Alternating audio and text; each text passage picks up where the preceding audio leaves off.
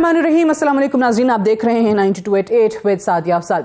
नाज़रीन, इस मुल्क में सदर पाकिस्तान जो हैं वो चीफ इलेक्शन कमिश्नर को ख़त लिखते हैं और कहते हैं कि ये ताख़ीर इंतखाबात में क्यों हो रही है, इस पर उनको तशवीश है। जवाब मांगा जाता है और ये कहा जाता है कि 2 ख़त लिख चुका हूँ, अभी तक आपने नहीं बताया, मुलाकात भी नहीं हुई। और फिर आज चीफ इलेक्शन कमिश्नर जवाबी ख़त लिखते हैं सदर पाकिस्तान को और वो एतराज़ उठाते हैं उन अल्फाज पे जो सदर साहब ने उनके इदारे के हवाले से या उनके हवाले से उसमें लिखे हैं। और उनको ये बताया जाता है कि हम वही काम करेंगे जो आइन में दर्ज है और जो पाकिस्तान की अदालतें हुक्म देंगी उन पर मनोअन तस्लीम उनको करते हुए उनके अहकामात को हम मानेंगे।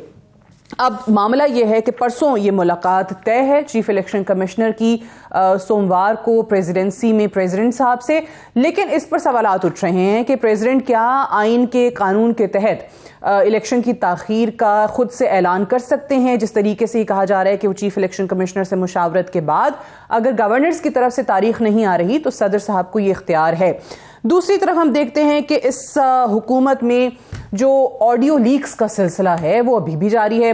आज डॉक्टर यास्मीन राशिद साहिबा की एक ऑडियो जो है वो सामने आई, जो कि CCPO गुलाम महमूद डोगर के साथ उनकी कॉन्वर्सेशन है, जिस पे डॉक्टर साहिबा ने अभी थोड़ी देर पहले ऐलान भी किया है कि उनकी प्राइवेसी में मुदाखलत है और वो इस चीज़ के खिलाफ अदालत में कल जा भी रही हैं। अब ऑब्वियसली जो गुलाम महमूद डोगर साहब पे एतराज़ात हैं वो भी हमारे सामने हैं। उनको कहा गया कि जी वो परवेज़ इलाही साहब के करीबी हैं, उनका मामला जिस तरीके से अदालत में गया और सब कुछ।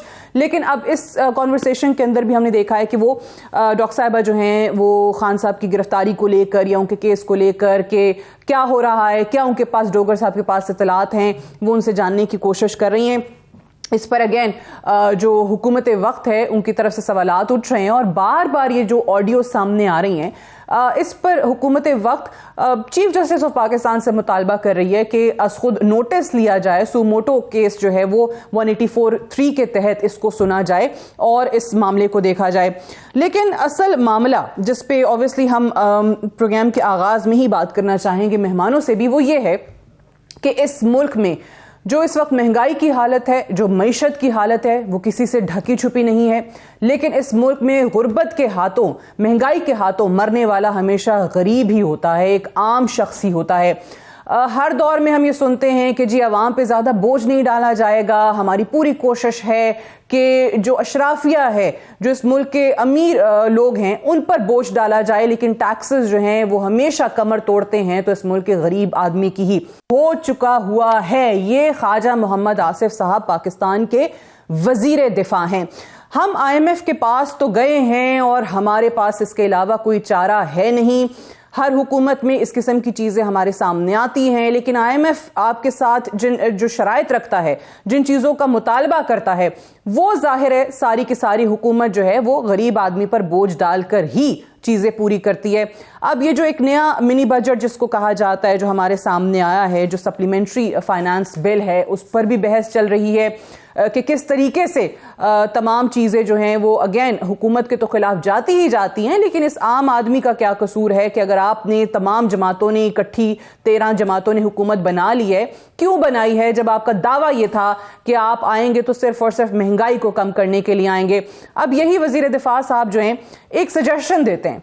अब ऐसा नहीं है कि हुकूमत में बैठे सारे ही लोग निकम्मे हैं, बहुत चीजें जानते भी हैं, लेकिन क्या वजह है कि फिर वो उस पर अमल दरामद नहीं करते और IMF के पास या बैरूनी ताकतों के पास आपको जाना ही जाना पड़ता है। ख्वाजा आसिफ की सजेशन क्या सुनाएगा? हुकूमत की जमीन पे 1400-1500 कनाल के ऊपर जो है गोल्फ क्लब बने हुए हैं। अगर आप उसमें 2 क्लब ही बेच देना तो आपका कम से कम चौथे हिस्सा जो है ना आपका कर्जा जो है उतर सकता है। हमें 200-300 मिलियन डॉलर के लिए मैंने खुद देखा है मिन्नतें करते हुए अपने हुक्मरानों को, मैं उनके साथ होता हूँ। और यहाँ पे गरीबों की झुग्गियां जो है, गरीबों की बस्तियां जो है, उन पे बुलडोजर चलाए जाते हैं ताकि उनके ऊपर जो है रियल एस्टेट माफिया जो है अपने पैसे बना सके। ملک کے وزیر دفاع نے آپ کو پہلے یہ بتایا کہ ملک دفاعیہ ہو چکا ہے، پھر ساتھ ہی اس ملک کے وزیر دفاع نے آپ کو یہ بتایا کہ اگر ہم یہ جو 1400-1500 کنال پر مشتمل گولف کلبز ہیں یہ 2-3 ہی بیچ دیں تو اس ملک کا ایک بڑا حصہ قرضے کا اتر سکتا ہے، بجائے اس کے کہ آپ غریبوں کی جھگیاں گرائیں، شیلٹر ہومز ختم کریں یا جو بھی ویلفیئر پروگرامز اس ملک میں غریبوں کے لیے شروع کیے گئے ان کو ختم کرتے پھریں۔ اور اس کے علاوہ جو سینٹ کے اندر بحث ہوئی، اوبیسلی جو منی بجٹ کو لے کر بحث ہوئی، بڑی آوازیں آئی ہیں، ایک ضرور میں شارٹ سنانا چاہوں گی، 1.5-2 منٹ کا ہے، ذرا برداشت کیجیے گا، لیکن سجیشنز یہاں سے بھی آئیں، اور سجیشنز دینے والے کون ہیں؟ سینیٹر مشتاق احمد خان صاحب جو کہ جماعت اسلامی کے سینیٹر ہیں۔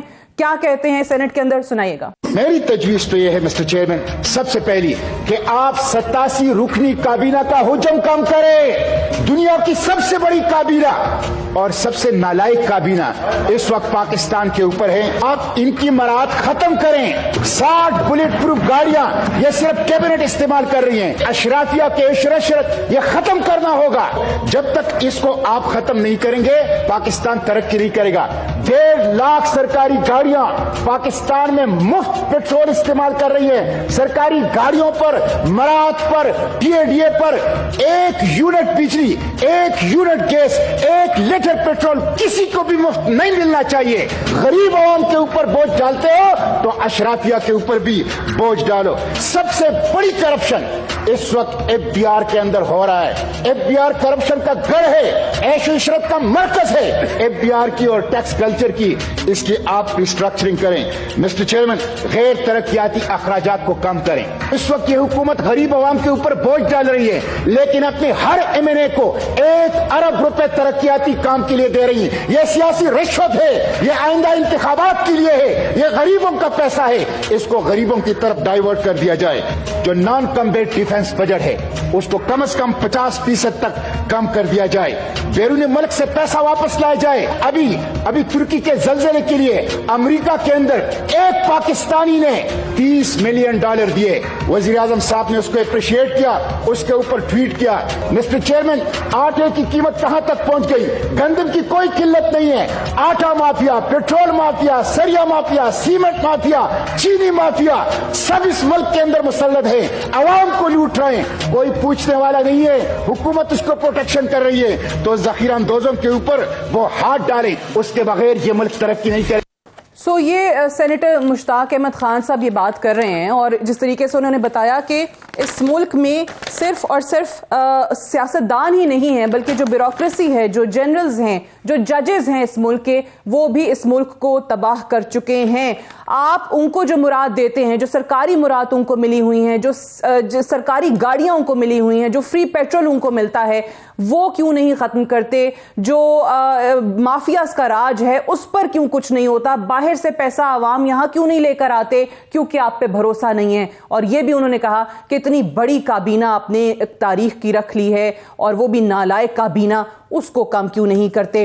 پیپلز پارٹی کے کچھ جو وزراء ہیں پچھلی کیبنٹ میٹنگ میں ان کی بھی کافی بحث ہوئی اس معیشت کو لے کر، اور انہوں نے کہا کہ اگر آپ نے یہی کرنا تھا تو پھر مفتاح اسماعیل کو ہٹانے کی کیا ضرورت تھی؟ پھر پیپلز پارٹی کو بڑی منانے کی آج کل کوششیں کی جا رہی ہیں کہ آپ الیکشنز کی طرف نہ جائیں، لیکن پیپلز پارٹی کا ابھی تک جو اوپینین سامنے آیا وہ یہی کہ الیکشنز آج نہیں تو کل نہیں، 4 مہینے 6 مہینے بعد جب بھی ہونے ہیں تو الیکشنز تو آئین اور کے مطابق ہی ہونے چاہیے، جو وقت آئین میں درج ہے اس میں تاخیر کی پیپلز پارٹی حامی نہیں ہے۔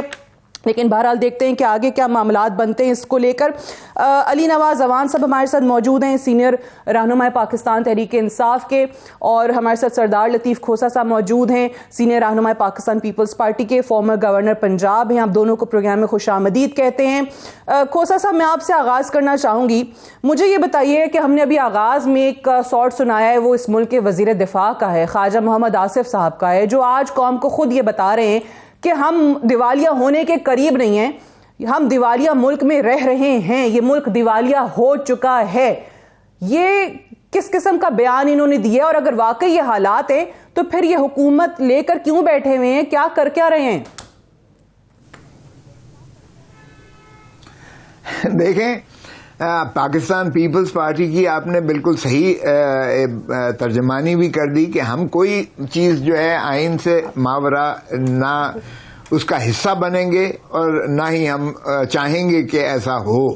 تو اس لیے جہاں تک تعلق ہے الیکشنز کا، دیکھیں میں سمجھتا ہوں کہ سبھی کو مل بیٹھ کر جو ہے ادراک کرنا چاہیے.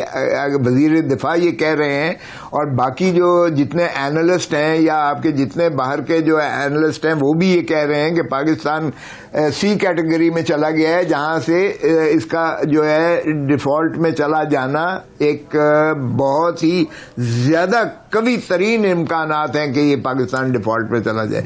تو اگر ایسا ہوا تو میں سمجھتا ہوں کہ ہماری معیشت تو پہلے ہی بہت زیادہ ڈبرگوں ہے اور مہنگائی اتنی ہے کہ الامان اور آئی ایم ایف کی آگے ڈکٹیشن جو ہم نے لی ہے اور منی بجٹ دیا ہے، اس منی بجٹ کے آپ دیکھیے گا کہ آفٹر میتھ اس کے ایفیکٹ، اس کے اثرات کیا ہوتے ہیں کہ ہر چیز مہنگی ہو جائے گی اور عوام کے لیے جینا دو بھر دینا جو ہے حرام ہو جائے گا، بہت مشکل ہو جائے گا. تو اس لیے میں سمجھتا ہوں کہ جب تک آپ کی سیاسی جو ہے پائیداری نہیں ہوگی، پولیٹیکل سٹیبلٹی نہیں ہوگی، آپ کی اکنامک سٹیبلٹی ممکن نہیں ہے. اور ابھی آپ نے شارٹ سنایا کہ اگر امریکن ایک پاکستانی جو ہے ترکیہ کو دے سکتا ہے اور وہ بھی اپنے آپ کو اظہار بھی نہیں کرنا چاہتا، تو پاکستان کو کیوں کر ہمارے پاکستانی 1 کروڑ ایکسپیٹریٹ پاکستانی باہر دنیا میں ہے. اگر 1 کروڑ پاکستانی جو ہے باہر کا اگر جو ہے فورن ریمیٹنسز بھیجے تو پاکستان سارے قرضے جو ہے اپنے اتار سکتا ہے. لیکن سوال یہ ہے کہ پہلے آپ کو اپنی کریڈیبلٹی دکھانی پڑے گی. بالکل صحیح کہہ رہے ہیں. میں تو یہ کہہ رہی ہوں کہ ایک طرف یہ حکومت آپ کو بتاتی ہے بار بار کہ جی ہم تو حالات ٹھیک کرنے کے لیے آئے تھے. اوبویسلی آپ کی جماعت بھی اس میں شامل ہے. مہنگائی مارچ بھی ہوا، 13 جماعتیں آئیں کہ جی خان کی حکومت میں اتنی مہنگائی تھی، اگر یہ رہتا تو اور برے حالات ہو جاتے. اب وہ چیزیں مزید بدتر سے بدترین ہوتی چلی جا رہی ہیں. یہ سنبھالے حالات کسی سے بھی نہیں جا رہے. اب ملک کا وزیر دفاع آج آپ کو کہہ رہا ہے دیوالیہ ہو چکا ہے. پھر وہی وزیر دفاع آپ کو سجیشن بھی دیتا ہے کہ بھائی 1400-1500 کنال پر مشتمل جو گولف کلبز ہیں 2-3 اس میں بیچ دینا تو آپ کا بڑا ایک خطیر رقم قرض کی نکل سکتی ہے. سجیشن سب کے پاس ہیں، کرنے کو کوئی تیار نہیں ہے. مجھے ایک بریک کے لیے کہا جا رہا ہے. میں علی نواز اعوان صاحب آپ کی طرف واپس آتی ہوں اس بریک کے بعد اور ڈسکشن کو ہم یہیں سے آگے بڑھائیں گے. Stay tuned.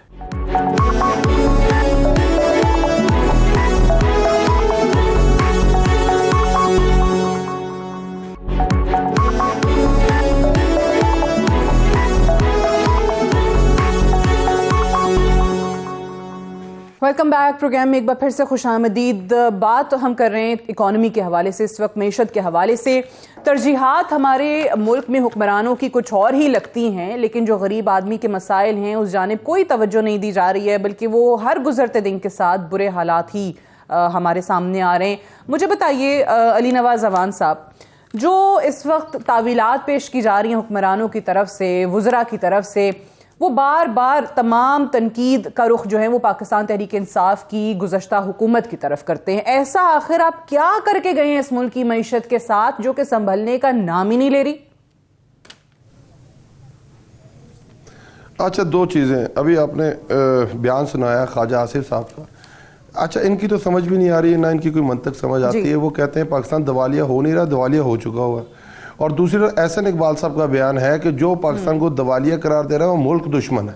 اب یہ 2 وزیر ہیں سینئر، یہ دونوں باتیں کر رہے ہیں. ان دونوں سے باتوں سے پتہ کیا چلتا ہے کہ جو یہ حکومت، جب یہ رجیم چینج آپریشن ہوا تھا، ان کے پاس کوئی پلان نہیں تھا.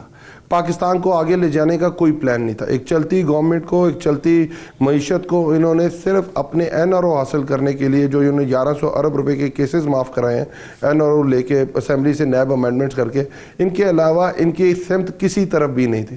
جب ہماری حکومت گئی تھی اور اس کی جو رپورٹ ہے وہ مفتاح اسماعیل صاحب نے پریس کانفرنس کر کے اکنامک سروے رپورٹ جو آپ نے شائع کی تھی، اس کے جتنے فگرز ہیں وہ آپ کے سامنے. ابھی جو فچ نے آپ کو CCC- گریڈ کر دیا ہے، جس کی ابھی بات بھی کر رہے تھے لطیف کھوسا صاحب، تو وہ ہمارے دور کے اندر تو جتنے انڈیکیٹرز اور جتنے فائنینشیل انسٹیٹیوشنز تھے اور جتنے فچ تھی، موڈیز تھا، گولڈمن سیکس تھا، وہ کیا کہہ رہا تھا؟ پاکستان کی معیشت بڑی زبردست ہے، بحال ہو گئی ہوئی ہے. ہمیں تو 3 ان ملکوں میں لایا گیا تھا کہ جنہوں نے وی شیپ ریکوری کی ہے کرونا کے بعد، کہ کرونا کو بھی آپ نے اچھی طرح ٹیکل کیا اور اپنی اکانومی کو بھی ریوائیو کیا. حالات تو یہ تھے. اب تو یہ ثابت ہو گیا نا کہ یہ نکمے ہیں، یہ نکٹو ہیں، یہ نااہل ہیں، اور یہ صرف اور صرف اپنے کیسز معاف کرانے کے لیے اس حکومت میں تھے. اور اس کے اندر وہ خود بھی کہتے ہیں کہ آپ نے خرم دستگیر کا بیان سنا ہوگا, انہوں نے کہا, اور خواجہ آصف نے بھی یہ بیان دیا تھا میرے خیال میں, کہ ہمیں ڈرایا گیا, ہمیں دھمکایا گیا, ہمیں کہا ایک تقرری ہو جائے گی, تم نااہل ہو جاؤ گے, اس لیے ہم گورنمنٹ کے اندر آ گئے. اب اس کا حل کیا ہے؟ دیکھیں ہم نے حل کی طرف جانا ہے, بالکل ٹھیک بات ہے. ایک سال کے اندر 5واں منی بجٹ آیا ہے کہ آپ کی جو یونٹ پرائس ہے وہ 8 روپے بڑھ جائے گی, جو آپ کی گیس پرائسز ہیں وہ 113% سے بڑھ جائیں گی, پیٹرول کے اندر 72 روپے کا اضافہ ہو چکا ہوا ہے, ڈیزل کے اندر لگ بھگ 90 روپے کا اضافہ ہو چکا ہوا ہے, اور لگ بھگ یہ میں 10 مہینے کے اندر کی بات بتا رہا ہوں آپ کو, اور لگ بھگ آپ کی جو اکانومی ہے وہ مائنس کے اندر, جو آپ کی جی ڈی پی ہے جو آپ 6% پہ چھوڑ گئے تو مائنس کے اندر چلی گئی ہے. تو اب اس کا حل کیا ہے؟ حل بالکل سیدھا سا ہے, سادہ سا ہے. آپ نے 10 مہینے میں کی ان کی پرفارمنس دیکھ لی, 4.25 سال کی عمران خان کی حکومت کی پرفارمنس. حل لوگ ڈیسائیڈ کریں گے, آپ لوگوں کے پاس جانے کا طریقہ کیا ہے, آپ الیکشن کریں. الیکشن سے بھی پی ڈی ایم بھاگ رہی ہے آئین کے اندر رہتے ہوئے. اگر آپ آئین کو جوتے کی نوک پہ رکھیں گے تو یا تو پھر آپ کے پاس 2 حل ہے, یا تو آپ جولک بن جائیں جو 90 دن کے لیے آیا تھا اور 11 سال رہا, آپ بھی یہی کہیں کہ ہم نے بھی جوتے کی نوک پہ رکھا ہے, ہم الیکشنز نہیں کریں گے. اگر الیکشن کے اندر آپ نہیں جائیں گے تو ایک ڈکلیئر کر دیں کہ پاکستان کے اندر اس وقت جمہوریت نہیں ہے, ڈکٹیٹرشپ ہے. ٹھیک ہے, بالکل صحیح ہے. جنرل ضیاء الحق نے کہا میں الیکشن کراؤں گا, اوبویسلی الیکشن نہیں ہوئے وہ ہمارے سامنے. لیکن مجھے کھوسا صاحب ایک سوال ہے, اوبویسلی یہ حالات آپ نے دیکھے ہوئے ہیں بڑے قریب سے, ابھی ایسا تو نہیں ہے یہ کوئی بھی سیاسی جماعت, مجھے نہیں لگتا, میری اپنی اوپینین ہے, I might be totally wrong, but ابھی تک یہی لگ رہا ہے کہ حالات ملک کو ان چیزوں سے, اتنی بری معیشت سے کیسے نکالنا ہے, کسی کے پاس کوئی سولوشن اس وقت ہے نہیں. سو یہ جو سیاستدان بلیم گیم میں لگے ہوئے ہیں, میں اگین وہی بات کر رہی ہوں کہ پرائیورٹیز بڑی فرق ہوئی ہوئی ہیں. ایسا تو نہیں ہے کہ آپ کو اس وقت فورن پاورز ٹرسٹ کرنے کو تیار نہیں ہے. آپ کو بڑی امید تھی کہ امداد وہاں سے آ جائے گی, کسی ملک سے نہیں آ رہی, سعودی عرب سے, چائنا سے, IMF صرف واحد راستہ آپ کے پاس رہ گیا, اس کے لیے آپ ملک کے ساتھ یہ کر رہے ہیں کہ کل کو حالات تمام سیاسی جماعتوں کے ہاتھوں سے, تمام پی ڈی ایم, تمام پی ٹی آئی, جتنی بھی جماعتیں اس وقت ہیں ان کے ہاتھوں سے نکل جائیں, سیاستدان ہاتھ ملتے رہ جائیں اور سسٹم ہی لپیٹا جائے. دیکھیں سعدیہ, بالکل یہ بڑی بدقسمتی ہے کہ ہم ایک دوسرے کے گریبان پکڑے ہوئے ہیں, ایک دوسرے کے کو دشنام درازی کر رہے ہیں, گالم گلوچ کر رہے ہیں, ہم نے ستیہ ناش کر دیا ہے, اخلاقیات کی دھجیاں اڑا دی ہیں دونوں طرف سے. میں کسی ایک کو بلیم نہیں کر رہا ہوں, لیکن جواب ہاں غزل کے طور پر دوسرے نے بھی کمی نہیں کی ہے ماشاءاللہ. تو یہ بڑی بدقسمتی ہے کہ ملک کا کسی کو خیال نہیں ہے, ہر کوئی پاور پالیٹکس میں پڑا ہوا ہے, اقتدار کی جنگ میں ایک دوسرے کے ہم گریبان جو ہے پکڑے ہوئے ہیں. تو میں سمجھتا ہوں, دیکھیے جو جمہوریت ہے وہ سانجھی سوچ کا نام ہے, کلیکٹو وزڈم کا نام ہے, وگرنہ تو ڈکٹیٹرشپ ہوتی ہے. اگر ڈکٹیٹرشپ کا نیم البدل دیکھیں تو ڈیموکریسی, اور جمہوریت جو ہے وہ سانجھی سوچ, کلیکٹو وزڈم ہے.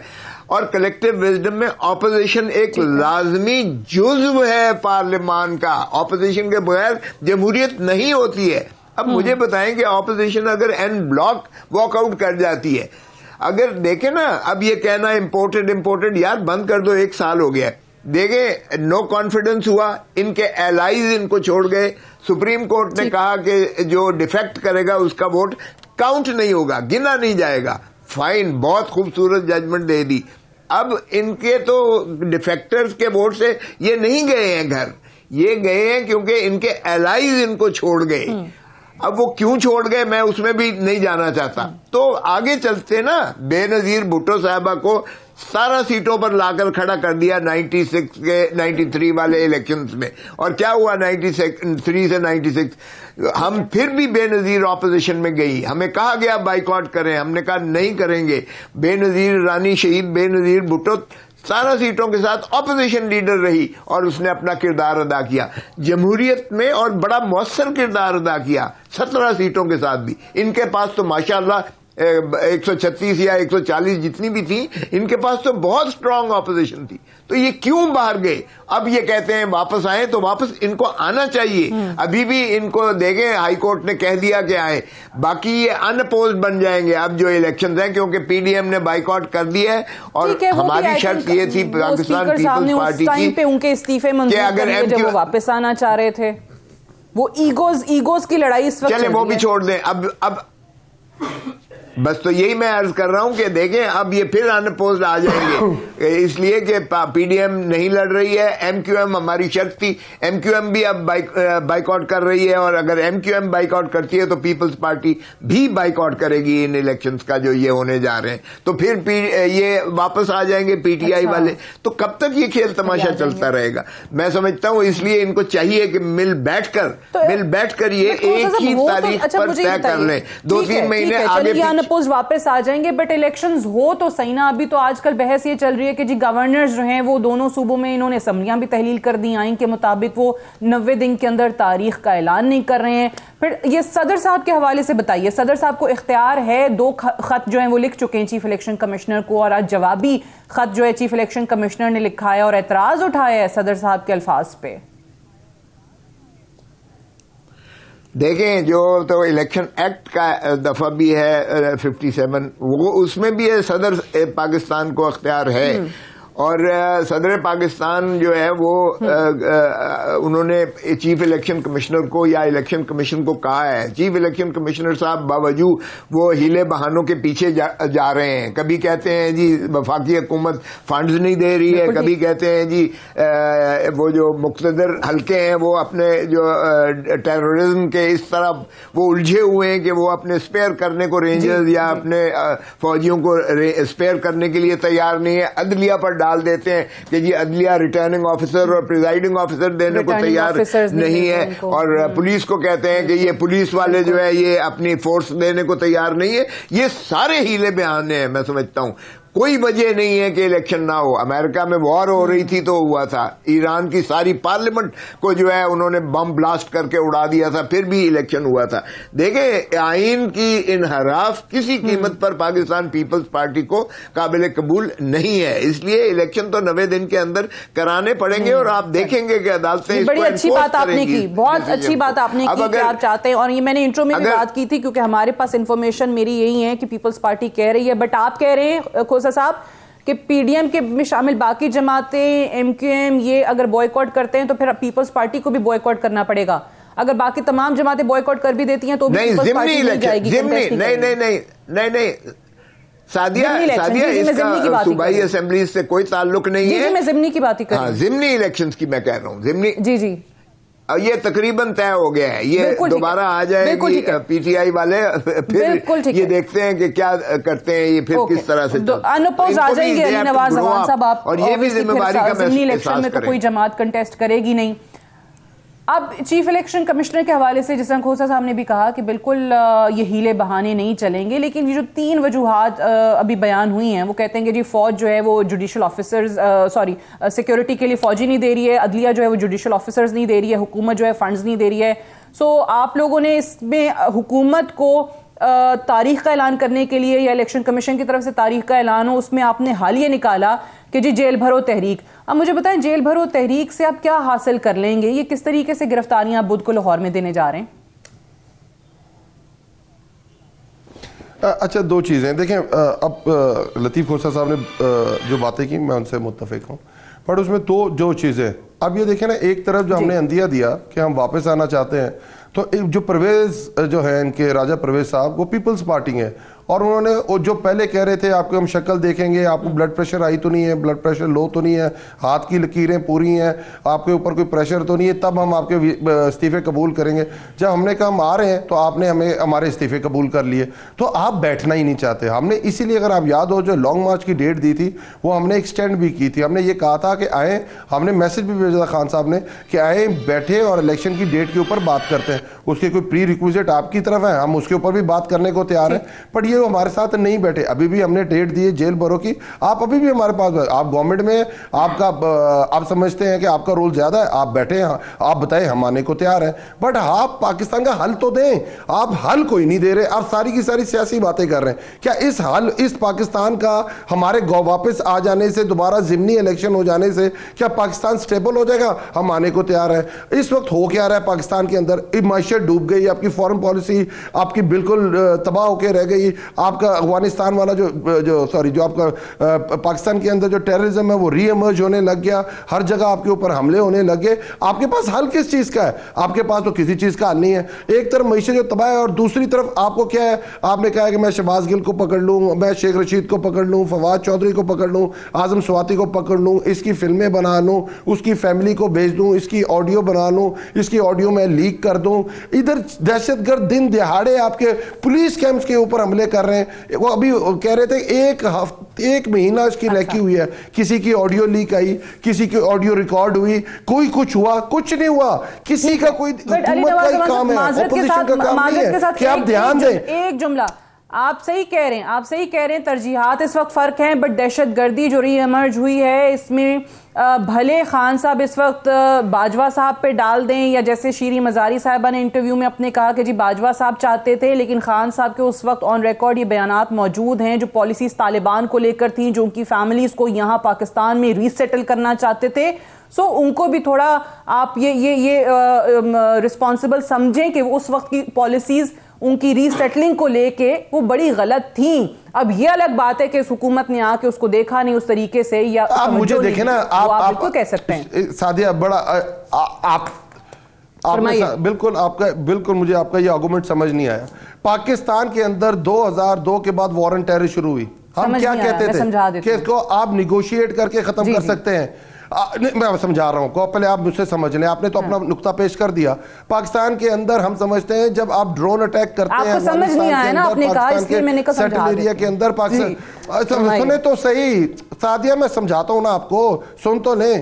آپ کے فاٹا کے اندر 374 ڈرون اٹیک ہوتے ہیں, مشرف دور سے لے کے نواز شریف دور تک. ہم نے کہا یہ سب سے بڑا, جب افغانستان کے اندر یہ چیز سمجھی جاتی ہے کہ اب امریکہ اور نیٹو فورسز کے کلیبوریٹرز ہیں, تو وہ آپ سے بدلہ لیتے ہیں. آپ کو شہباز شریف کا بیان یاد ہوگا کہ ہم تو پنجاب والے تو ہم اس کے ساتھ نہیں ہیں, آپ پنجاب کے اندر کیوں حملے کر رہے ہیں. آج رانا ثناء اللہ کا بیان آپ نے سنا ہوگا, آپ نے نجم سیٹھی صاحب کا بیان سنا ہوگا کہ آپ کی جو کوئی چیزیں تھی, بات سنیں, جو آپ نے کوئی کنفرمیشنز دی ہوئی تھی آپ اسے وڈرا کیے. پی ایس ایل سیو ہے, چاہے پاکستان کے فوجی اور پاکستان کے جوان پولیس والے شہید ہو رہے ہیں. آپ کو پالیسی ڈرائیو کر, اب میں آپ کو یہ, آپ نے جنرل باجوہ صاحب, وہ تو حامد میر انکشاف یہ کرتے ہیں کہ وہ کہتے تھے کہ کشمیر ایشو سے پیچھے ہٹ جاؤ, اسرائیل کو قبول کر لو. دوسری طرف وہ یہ کہتے ہیں, سی پیک کے بارے میں باجوہ صاحب کا بیان آ چکا ہوا ہے, وہ تو جب کہتے ہیں میری ریڈنگ ایسی تھی کہ پاکستان, عمران خان پاکستان کے لیے خطرناک ہے. ہماری پالیسی یہ تھی, سنیں آخری بات, آخری جملہ, ہماری پالیسی یہ تھی کہ ہم نے نیوٹرل رہنا ہے رشیا اور یوکرین کی وار کے اندر, اور اپریل کے مہینے کے اندر انٹرنیشنل فورم کے اندر جا کے آپ کے جنرل باجوہ صاحب رشیا کی آپ مذمت کر دیتے ہیں. تو اس طرح اگر پالیسیز چلیں گی اور حکومت, اور دوسری طرف یہ سوچ لیں, اگر آپ بیٹھنا چاہتے ہیں, یہ سیاسی جماعتیں بیٹھ کے صرف مسئلہ حل نہیں کر سکتی ہیں. پاکستان کے اندر بہت چلیں میں اس پہ آ جاتی ہوں, لیکن میں اگین obviously آپ نے سیاستدانوں والی اپنی جماعت کو اپنی ریپریزنٹ کرنا ہے, سو I respect your views Ali Nawaz Awan صاحب. لیکن جو میں نقطہ اٹھا رہی تھی وہ یہ کہ آج آپ کی وزیر, سابق وزیر شیریں مزاری صاحبہ بھی یہ کہتی ہیں کہ جی یہ اس وقت فیصلہ جو ہے باجوہ صاحب نے, کیونکہ اب آپ ساری کی ساری چیزیں باجوہ صاحب پہ ڈالتے جا رہے ہیں. خان صاحب بھی کہتے ہیں یہ بھی باجوہ نے کیا, یہ بھی باجوہ نے کیا, یہ بھی باجوہ نے کیا. اس وقت کہتے تھے باجوہ صاحب جو کر رہے ہیں بڑا اچھا کر رہے ہیں, بٹ یہ جو طالبان کو ان کی فیملیز کو کی ری سیٹلمنٹ کا معاملہ تھا, یہ پالیسیز اس وقت آپ لوگوں کی طرف سے سامنے آئی تھیں. جب آج شیریں مزاری صاحبہ کہتی ہیں کہ جی جنرل فیض وہاں گئے تھے تو اسی لیے گئے تھے, جنرل باجوہ نے ہمیں کہا تھا کہ پاکستانی ہیں, طالبان ہیں, ان کی فیملیز ہیں, ان کو لے آئیں. ٹھیک ہے, کھوسا صاحب, چلیں کھوسا صاحب غلط بات ہے, یہ غلط بات ہے. نواز اوان صاحب کہہ رہے ہیں کہ ہمارے واپس آنے سے آپ پہلے کلیئرٹی لیں, آپ بہت بڑا الزام لگا رہی ہیں تحریک انصاف پہ.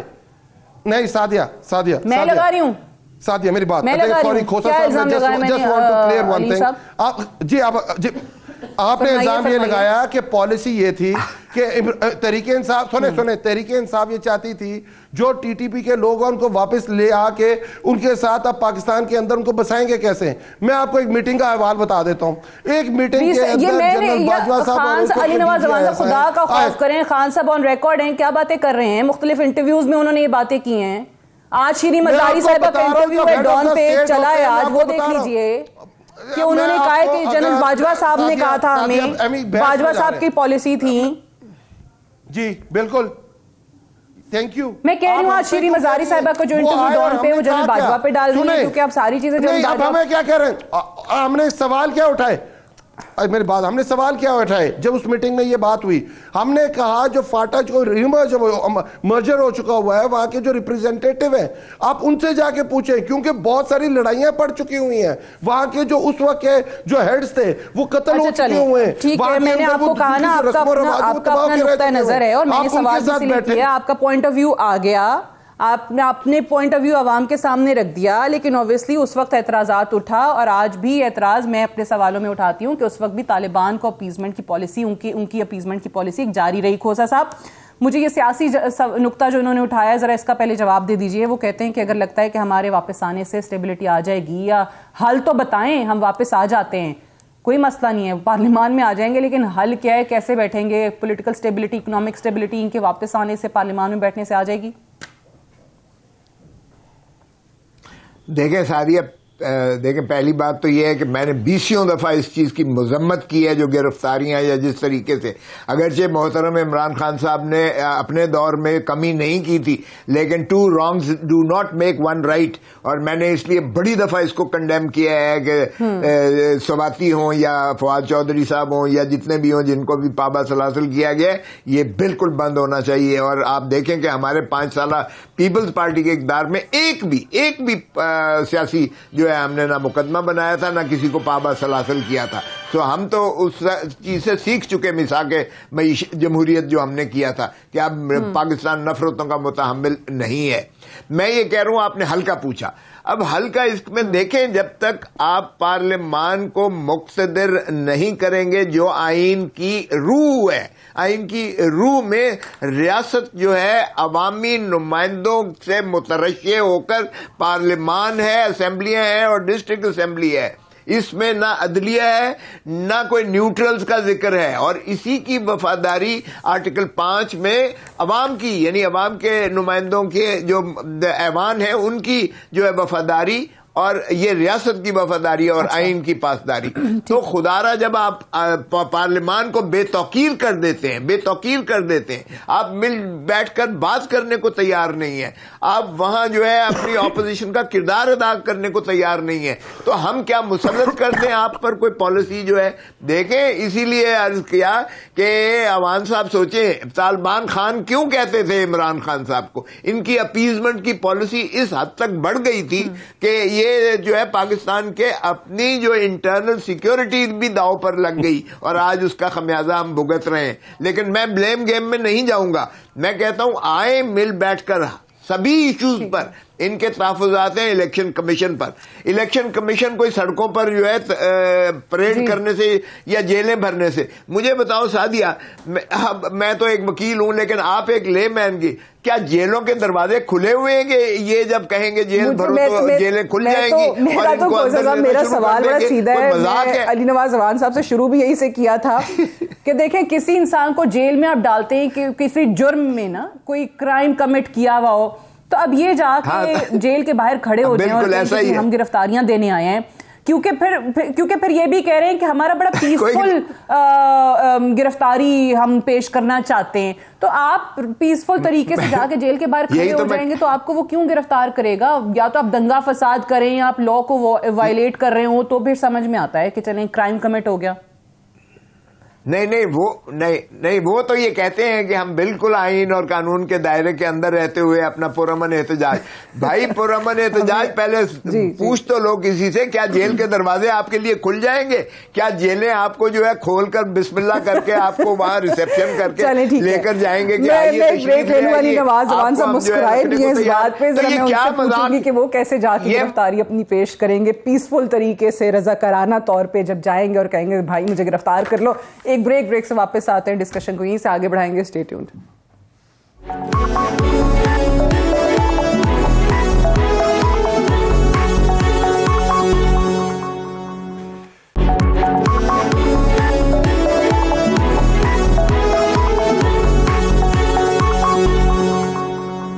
वेलकम बैक प्रोग्राम में एक बार फिर से खुश आमदीद। सो बुध के रोज लाहौर से पाकिस्तान तहरीक इंसाफ का रजाकाराना गिरफ्तारियां देने का सिलसिला शुरू हो रहा है और ये भी पाकिस्तान तहरीक इंसाफ कहती है कि हम कानून को भी हाथ में नहीं लेंगे, पुरअमन भी रहेंगे। अली नवाज अमान साहब, जेलर क्यों खोलेगा आपके लिए जेल? वो हम खुलवा लेंगे। इनको हमें वैसे भी बड़ा शौक है इनको हमें पकड़ने का, इनको हमें देखने का, हमारी फिल्में बनाने का, हमारी ऑडियो लीक्स। तो इतनी मुश्किल से ये हमारी इतनी सारी रैकी करते हैं तो हम कहते हैं हम खुद ही हाजिर हो जाएंगे, हम जाएंगे। अगर हमें गिरफ्तार ना किया तो हम धरना दे देंगे। वैसे मेरे ऊपर लेकिन आप जब तक कोई जुर्म नहीं करेंगे तो इस्लामाबाद जेल में क्यों जाएंगे? अरशद शरीफ ने क्या गुनाह किया था मुझे बताएं? फाद चौधरी ने क्या गुनाह किया था? आजम स्वाति ने क्या गुनाह किया था? इमरान खान के ऊपर 25 FIR है, उसने क्या गुनाह किया था? उसे गोलियां मार दी, उसने क्या गुनाह किया था? गुनाह जरूरी नहीं है, कोई जुर्म करना जरूरी नहीं है इनको पकड़ने के लिए। मैं उसकी बात कर रही हूं। अच्छा, अब देखिए दुनिया के अंदर बहुत सारी मिसालें हैं जब आपका कॉन्स्टिट्यूशनल राइट छीन लिया जाता है, फंडामेंटल राइट्स छीन लिए जाते हैं, आपके कॉन्स्टिट्यूशन की जूते की नोक पे रख दिया जाता है, तो आप अपना एक जमहूरियत के अंदर रहते प्रोटेस्ट लॉन्च करते हैं। हम ना गिरफ्तार करें, हम बाहर धरना दे देंगे, हम तो यही करने आएंगे, जेल भरने। पर दूसरी मैं तरफ बता दूं, लतीफ खोसा साहब को उन्होंने कहा कि हमें जब आपने बैठना है, डिस्कस करना है तो आप निगोशिएट करते हैं। हुकूमतें इसी तरह काम करती हैं। मैं ये कहने का मकसद था मेरा। बिल्कुल ठीक है, लेकिन मसला ये है, बिल्कुल ठीक है, आपने माजी की भी मिसालें दी, बड़ा अच्छा किया, 2 wrongs don't make a right। And secondly आपकी उस वक्त की फिर जो भी पॉलिसीज थी फिर उन पे डटे भी रहे ना। फिर आज ये ना कहें कि ये भी बाजवा ने कहा था, वो भी बाजवा ने कहा था, सारा कुछ ही जनरल बाजवा पे डाल दें। उस वक्त आप लोग कहते थे हम कर रहे हैं, हमारी हुकूमत है, हमारी पॉलिसीज हैं। जनरल बाजवा खुद अपने ऊपर डाल रहे हैं। ये फरमाइएगा, आपने कमेंट जरा सादिया। अच्छा, हम तो ये कहते ही नहीं है। जनरल बाजवा साहब तो खुद कहते हैं मैं वीडियो टेप्स मैं बनाता था, ऑडियो रिकॉर्डिंग मैं करता था इमरान खान पाकिस्तान के लिए। बहुत साहब लास्ट कमेंट उन्होंने खुद कह दिया कि हाँ मैं इनकी पॉलिसी रशिया ठीक है, टाइम थोड़ा रह गया। बिल्कुल ही सादिया, मुल्क पर रहम करें, सारे मिल बैठकर जो है इन चीज़ों का इहाता करें और उसके बाद हल की तरफ जाएं। खुदारा अवाम की जो है कसम पुरसी को में इजाफा न करें, अवामी मसाइल की तरफ तवज्जो दें, अपना पावर पॉलिटिक्स से बाहर निकलें। वो खान साहब कंटेनर से उतरे, कंटेनर से उतरे और ये जो है शहबाज शरीफ अपनी सेन वॉइसेस हैं उनकी सुनी जाए इस वक्त और वाकई अवाम पे रहम किया जाए। सरदार लतीफ खोसा साहब, अली नवाज अवान साहब, बहुत बहुत शुक्रिया प्रोग्राम में ज्वाइन करने के लिए। आई सी यू टुमारो इंशाल्लाह। इजाजत दीजिए, खुदा हाफिज।